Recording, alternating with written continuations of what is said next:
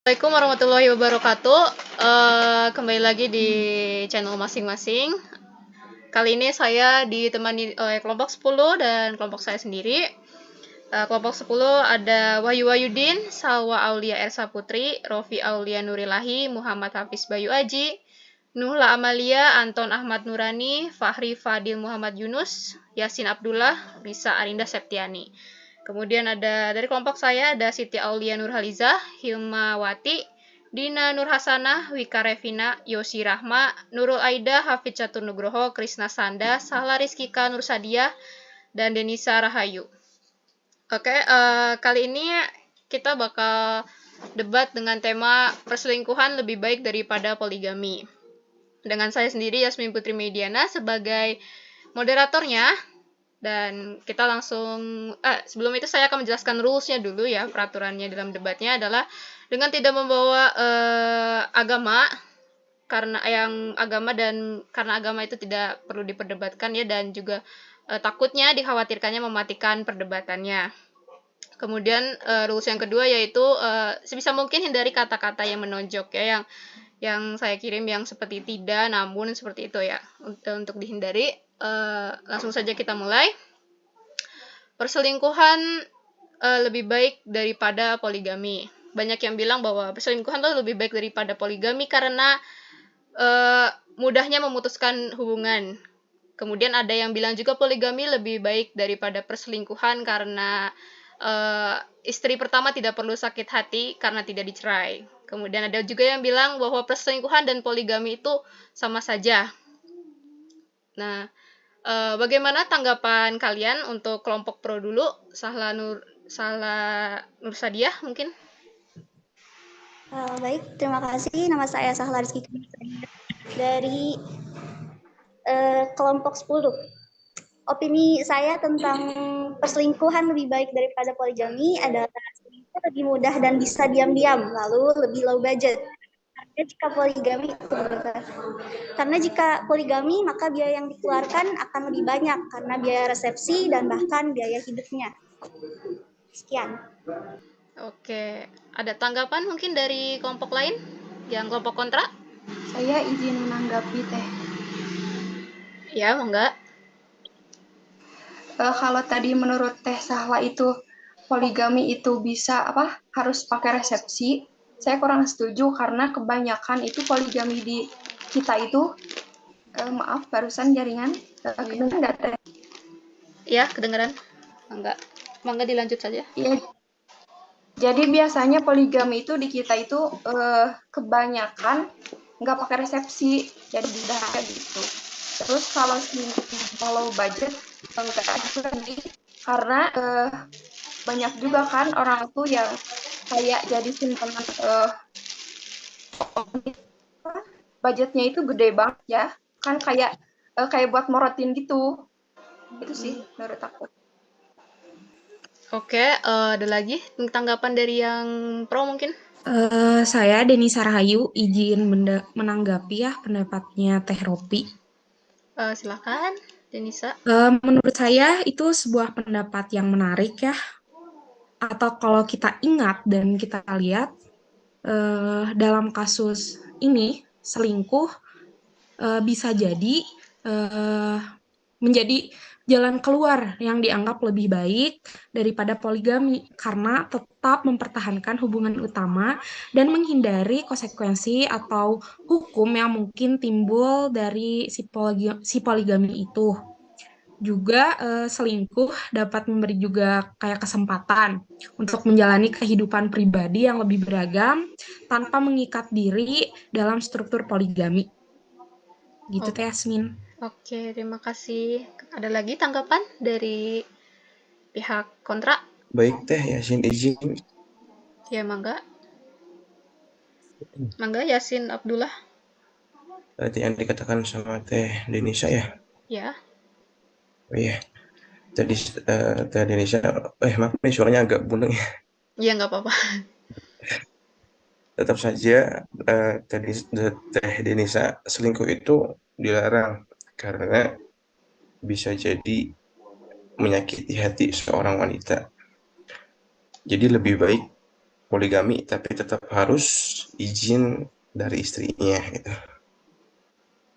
Mungkin sekian teh. Oke. Ada tanggapan dari pihak pro? Mungkin Krisna Sanda? Saya Hilmawati, Oh, Hilmawati. izin menanggapi. Ayo silahkan, Hilmawati Ya. dulu. Izin menanggapi yang barusan disampaikan oleh Yasin Abdullah. Jadi menurut saya sisi baik dari selingkuh itu sebenarnya dapat meminimalisir adanya perasaan sakit hati pada pasangan kita. Karena ketika kita memiliki keinginan untuk membagi kasih, selingkuh itu kan kebetulan memang dilakukannya secara diam-diam, sembunyi-sembunyi tanpa sepengetahuan dari pasangan. Otomatis kan pasangan kita tidak akan tahu dan tidak akan sakit hati dan menjadi beban pikiran yang bisa menimbulkan stres. Nah, sedangkan kalau poligami itu kan dilakukan secara terang-terangan dan sudah pasti sepengetahuan pasangan kita juga. Pastinya ya pasangan kita itu bakal sakit hati dan memang pada kenyataannya juga banyak orang yang menjadikan selingkuh itu sebagai alternatif daripada poligami.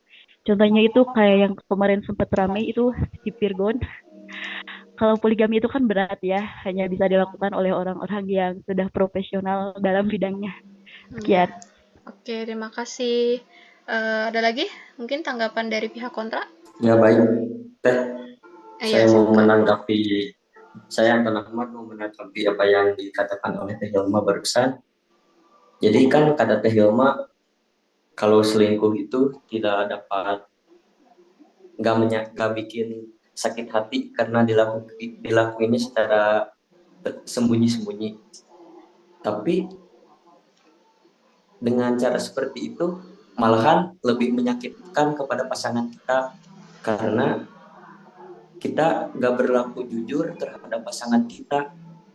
Apalagi kalau nantinya ketahuan, pasangan kita akan lebih sakit hati dibandingkan dengan poligami. Karena poligami kita akan izin dulu dari pasangan untuk melakukan poligami. Jadi secara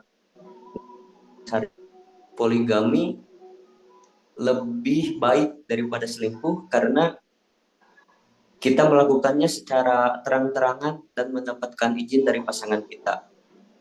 Baik Teh, begitu opini dari saya. Oke, ada lagi tanggapan dari yang pro? Saya Nurulaida. Ya, silahkan. Tadi kan menurut yang tim kontra, katanya kalau selingkuh itu lebih pada poligami karena mendapatkan izin. Nah, memang kalau selingkuh itu lebih menyakitkan karena menyimpan rasa kebohongan gitu ya. Tetapi juga bukan berarti poligami itu ada yang izin ya, tapi ada juga yang tidak izin. Misalnya itu kan ada juga yang poligami diam-diam menikah siri gitu, tidak diketahui oleh istri sahnya gitu. Jadi menurut saya selingkuh itu lebih baik sih daripada poligami karena ya kalau poligami juga ada yang izin, ada yang tidak gitu. Oke, itu saja Nurulaida. Iya. Oke, tadi berarti ke pihak kontra sekarang. Gimana? Ada tanggapan? Saya Boleh, silakan Nula Amalia. Kalau menurut saya itu poligami itu kebanyakannya dilakukan secara terang-terangan ya, maksudnya meminta izin dulu kepada istri yang pertama gitu. Kalau misalkan enggak izin berarti sama aja selingkuh gitu. Terus juga poligami itu lebih baik ya, jadi si pasangan tersebut tuh nggak perlu diam-diam. Jadi poligami itu biasanya dilakukan dengan izin ya seperti yang tadi saya bilang. Jadi izin ke istri pertama gitu, sama seperti kata Anton tadi bahwasannya apapun kasusnya kejujuran antara pasangan itu lebih baik daripada selingkuh. Jadi nanti sakit hatinya double gitu. Kalau misalkan selingkuh, jadi mending poligami gitu. Terima kasih. Oke. Sorry, izin berpendapat, udah ada suara. Ayo. Oke, udah ada suara. Silahkan Krisna Sanda. Sebelumnya perkenalkan nama saya Krisna Sanda. Izin menanggapi soal yang tadi diucapkan oleh Anton maupun yang barusan siapa namanya, yaitu gak ada bedanya sebenarnya. Bedanya tuh antara selingkuh sama poligami. Emangnya poligami gak ada rasa sakit gitu di misalkan ke istri pertamanya gak ada rasa sakit, pasti ada sakit hati lihat suami pertamanya izin poligami mesra-mesraan sama istri keduanya, pasti ada rasa sakit. Nah, baiknya selingkuh bisa menutupi rasa sakit dari perempuan, soalnya kan tidak ketahuan kalau selingkuh, jadi bisa mengurangi rasa sakit terhadap istri pertama kita. Jadi lebih baik selingkuh daripada poligami. Itu kalau rasa sakit pasti poligami juga ada, soalnya pasti ada rasa iri walaupun sebelumnya ridho gitu, tapi lebih baik selingkuh karena tidak ketahuan dan meminimalisir kesakitan terhadap wanita yang kita istri. Oke, terima kasih Krisna. Bagaimana dari pihak kontra? Izin menanggapi. Ya, silakan Lisa Arinda. Ya, menurut saya poligami lebih baik daripada selingkuh. Karena yang pertama itu selingkuh sudah jelas zina. Yang kedua, selingkuh merugikan kedua pihak. Umumnya selingkuhan merupakan kalau misalkan selingkuh ke perempuan yang nggak benar, ya pasti pasti ada penyakit yang menular. Itu yang merugikan ke dirinya sendiri, baik pun ke anak istrinya. Yang ketiga itu selingkuh misalnya ke orang yang baik, yang kasihan pasti dimanfaatin ceweknya yang jadi ceweknya yang dimanfaatin. Yang ketiga itu sifatnya pengecut menurut saya, karena poligami itu ciri mental kesatria, berani mengambil keputusan dalam jalan yang halal. Karena dibutuhkan nyali juga kalau selingkuh diam-diam sudah jelas zina dan hanya menambah dosa. Contoh faktanya, kasus perselingkuhan itu yang dapat menyebabkan penyakit seperti HIV yang ada di Bandung itu yang kemarin tahun lalu kurang lebih 2.428 orang karena terserang penyakit HIV yang disebabkan karena perselingkuhan gitu. Oke, gimana dari pihak pro? Oke, silakan dilanjut Wika Revina. Oke, sebelumnya perkenalkan nama saya Wika Revina. Saya mau ngejelasin dulu ya. Saya memahami bahwa saya jelaskan dulu ya. Saya memahami bahwa selingkuh atau poligami itu akan menyakiti satu sama lain. Nah, tapi selingkuh ini resikonya lebih rendah, jadi dapat lebih mudah untuk menyelesaikan masalahnya dan masih bisa diperbaiki hubungannya. Sedangkan poligami sendiri kan lebih besar resikonya yang didapat ya. Bisa jadi omongan tetangga atau lebih parahnya jadi omongan keluarga jika keluarga sendiri itu tidak setuju. Nah, terkait tadi Kak siapa yang ngomong, maaf lupa, terkait mengenai HIV, selingkuh kan belum tentu ia berbuat yang semena-mena kan? Bisa jadi hanya bosan dengan pasangan kita atau ingin mencari suasana baru. Terima kasih. Oke, gimana dari tanggapan untuk yang kontra? Ya, izin tanggapan deh. Enggak. Ya. Izin menanggapi bahwasanya selingkuh itu tetap gak baik. Seharusnya kalau misalkan laki-laki itu ingin ganti pasangan dan jalan keluarnya itu poligami, tapi tetap harus jujur kepada istri yang kesatunya. Ada rasa sakit hati, tetap saja ada yang namanya selingkuh, apalagi di belakang layar itu jauh lebih sakit hati gitu. Sekian teh. Oke. Ada tanggapan buat yang kelompok ya, walaupun jauh lebih sakit hati tapi lebih meminimalisir gimana ya, jadi tertutup lah. Kalau selingkuh mah, kalau poligami pasti depan mata depan mata mesra-mesraan sama istri lain, paling bisa kelihat. Kalau selingkuh mah kan nggak kelihat oleh mata, paling kalau ketahuan selingkuh juga paling lagi bareng gak lagi mesra-mesraan paling gitu. Terima kasih. Oke. Izin lagi teh. Ya, silahkan. Ya, justru itu yang namanya poligami mungkin kan kita juga izin dulu sama istri yang kesatunya. Apakah dibolehkan apa enggak atau tidak, ya mungkin nanti pihak dari istrinya antara suami dan istri mungkin sepakat, oh tidak boleh misalkan, mungkin jadi tidak, untuk tidak poligami gitu. Oke. Gimana pihak yang pro mungkin untuk Hafid Catur Nugroho? Aku boleh nggak? Mangga Yosi. Kalau menurut aku ya, selingkuh tuh lebih baik. Soalnya kebutuhan pribadi tuh terpenuhi ya. Terus selingkuh juga bisa jadi sinyal buat memperbaiki si pasangan kita gitu. Kan ada orang selingkuh yang karena apa sih? Selalu dibikin kesepian. Kan ada ya yang kayak gitu. Ya, kurang perhatian ya. Kurang perhatian, iya. Jadi makanya mereka itu selingkuh. Terus kalau menurut aku ya, poligami itu nggak ada keharmonisan gitu di dalam hubungannya. Oke, itu saja Terus, dari Yosi. Ada lagi?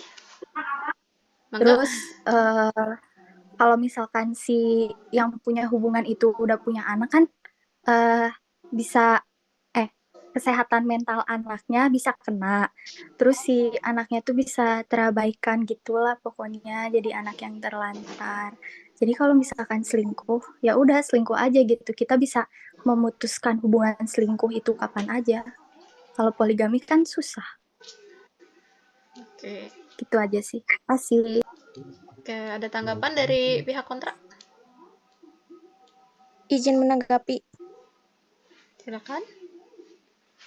Kalau untuk selingkuh, untuk memenuhi kebutuhan, kenapa nggak kerja gitu? Kenapa harus selingkuh? Gitu. Terus menurut saya poligami lebih baik daripada selingkuh, karena kalau poligami itu sudah jelas ada obrolan gitu dan nggak ada kebohongan gitu. Jadi kita tuh nanti ngejalaninnya tuh tenang gitu. Kalau misalkan selingkuh kan, kalau kemana-mana tuh takut gitu, waspada gitu, takut istrinya takut ketahuan atau gimana. Kalau misalkan poligami kan istrinya udah tahu. Emang mungkin untuk mencapai poligami istri tuh butuh keikhlasan yang sangat luar biasa dan nggak semua perempuan itu bisa. Terus kalau misalkan poligami itu kan nggak bisa semua orang perempuan bisa menerima. Kalau misalkan istilahnya cemburu, fitrahnya perempuan itu memang fitrahnya cemburu. Kalau misalkan berlebihan, ya mungkin itu kurang bimbingan gitu. Kalau menurut saya begitu. Terima kasih. Oke, terima kasih. Silakan Mika. Kenapa tadi nggak kerja ya, kata tetehnya kenapa tadi nggak kerja. Kita nih ya yang tadi seperti Kak Yosi bicarakan untuk memenuhi kebutuhan, bukan hanya kebutuhan uang tapi tentang hati ya. Kan misalnya kita nggak senang nih sama pacar kita, maksudnya lagi bosen. Maksudnya kepuasan hati, ngerti nggak sih kepuasan hati, bukan kepuasan hanya uang saja. Kalau uang mungkin kita masih bisa cari, tapi kalau kepuasan hati, kepuasan pikiran kita, butuh suasana baru, kan itu nggak bisa didapetin sama siapapun. Seperti itu. Oke, terima kasih dari Wika. Mungkin ada tanggapan menambahkan, boleh? Dari pihak kontra dulu ya, mangga. Untuk dipercepat aja ya, yang belum mangga ya, Suti Aulia nggak apa-apa. Tadi mau nambahin apa? Ya, mangga. Ya benar tadi kata Wika. Jadi kebutuhan tuh bukan hanya untuk kebutuhan material ya, tapi kebutuhan mental juga. Apalagi kalau misalnya poligami, biasanya kan kita tuh jadinya tuh kan menjalin dua hubungan. Jadi kita tuh harus bisa harus bisa atur ke sana ke sini kan. Sedangkan dalam satu orang aja saat kita menjalani hubungan, itu kan bisa aja ya punya tekanan gitu, apalagi kalau punya anak. Sedangkan kan poligami pasti memang benar-benar punya ikatan yang benar-benar ada catatan tertulis kan. Tapi kalau misalnya selingkuh kan nggak punya catatan tertulis. Jadi meskipun mau punya anak juga, kalau misalnya yang ya udah mau ditinggalin juga ya udah nggak apa-apa gitu. Tapi kalau misalnya poligami kan nggak bisa. Dan tekanan buat mental diri sendiri itu kan lebih penting juga kan. Kalau misalnya selingkuh mah nggak terlalu banyak tekanan, paling tekanannya juga ya paling takut untuk ketahuan aja. Tapi kalau misalnya berpoligami kan tekanannya dalam 2 orang gitu, karena kita menjalin hubungan sama 2 orang Oke. dengan catatan yang tertulis. Gitu. Oke, gimana dari pihak kontra, ada tanggapan lagi? Mungkin bagi yang belum menanggapi? Izin menanggapi ya Ya, dari silakan. siapa tadi? Ke Siti ya. Kalau kita udah merasa mampunya, kalau kita udah merasa mampu mah, kenapa enggak gitu? Buat poligami gitu. Kalau udah ada izin dari istrinya, itu mungkin. Oke. Mungkin ada tambahan dari kontra, pihak kontra, silahkan. Izin menambahkan. Ya. Izin menambahkan teh tadi yang dikatakan teh Siti Aulia ya. Ya. Bahwasanya ada tekanan, justru yang namanya selingkuh itu tekanan batinnya lebih kuat, bahwasanya ketika kita diselingkuhin itu rusak dalam hati. Contohnya misalkan seorang wanita nih, misalkan ya kita ambil dari yang sudah hubungan nih, diselingkuhin pasti bawaannya ada rasa trauma untuk tidak, mungkin bisa jadi untuk tidak menikah lagi sama yang selanjutnya gitu. Jadi ada rasa trauma karena takut diselingkuhin lagi gitu. Jadi mungkin nanti ada tekanan batin yang sangat tampak ada rasa di hatinya. Oke. Sekian ya. Ya, dari pihak pro mungkin Hafid Catur Nugroho, silakan. Ya. Tes. Silakan. Ya, sedikit tanggapan dari saya mah, misalnya kan poligami itu ya sulitnya itu adalah terikat gitu secara hubungannya. Sedangkan kalau selingkuh itu ya nggak terlalu terikat. Dan pastinya sih kalau selingkuh itu bisa diakalin lah untuk kayak nyembunyiin hubungannya lah, kurang lebih kayak gitu sih. Oke. Itu saja, Hafid? Ya, segitu aja dulu. Kalau saya boleh menanggapi lagi nggak? Atau udah habis waktunya? Dipercepat saja ya. Mungkin bagian belum juga, silakan dipercepat. Lebih mending saya dari tim pro ya. Mohon maaf Krisna, silakan Hafiz Bayu Aji dulu, tadi kelihatannya belum. Oh, Yaudin. Ini tadi kan kata WKT untuk memenuhi hasrat gitu ya, bukan sekedar uang. Nah, kenapa gitu harus selingkuh? Kan bisa kita bisa berbicara, bisa ngomong gitu, bisa ngomong kenapa ya pokoknya bisa ngomong kenapa sih kenapa harus selingkuh gitu kan, bisa ngomong ke suaminya gitu, kamu tuh kurang gini kurang gitu, jadi nggak perlu selingkuh lah gitu, jadi bisa melengkapi kedua-duanya. Oke. Boleh nggak? Aku boleh nggak?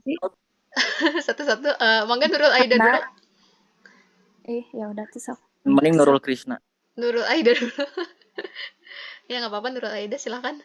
Tadi kan katanya kenapa lebih ke istri atau ke suami ya.